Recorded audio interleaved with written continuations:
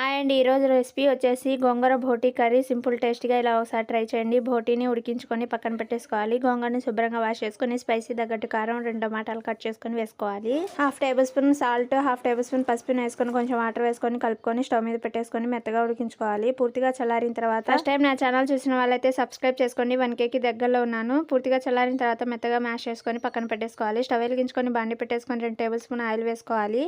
Oil వేడైన తర్వాత సన్నగా కట్ చేసుకున్న ఆనియన్, పొడుగ్గా కట్ చేసుకుని 2 పచ్చిమిర్చి వేసుకొని లైట్గా ఫ్రై చేసుకొని ఫ్రెష్గా దంచుకుని 1 టేబుల్ స్పూన్ అల్లం వెల్లుల్లి పేస్ట్ వేసుకొని పచ్చి వాసన పోయేంత వరకు ఫ్రై చేసుకొని కొంచెం కరివేపాకు వేసుకొని ఆనియన్ లైట్ గోల్డెన్ కలర్ వచ్చిన దాకా ఫ్రై చేసుకోవాలి. శుభ్రంగా వాష్ చేసుకున్న బోటీని వేసి టేబుల్ స్పూన్ పసుపు, టేస్ట్ తగ్గట్టు సాల్ట్ని వేసుకొని ఆ బోటీని గోల్డెన్ కలర్ వచ్చిన దాకా ఫ్రై చేసుకోవాలి. 1/2 టేబుల్ స్పూన్ కారం, 1/2 టేబుల్ స్పూన్ గరం మసాలా, కొంచెం ధనియాల పౌడర్, సన్నగా కట్ చేసుకుని కొత్తిమీర వేసుకొని ఒకసారి ఫ్రై చేసుకొని ఇందులోకి మ్యాష్ చేసుకున్న గోంగూరని వేసుకొని 5 మినిట్స్ ఫ్రై చేసుకొని స్టవ్ ఆఫ్ చేసుకోవడం. సింపుల్ టేస్టీ గోంగూర బోటీ కర్రీ రెడీ అయిపోయింది. వీడియో నచ్చితే లైక్ చేయండి.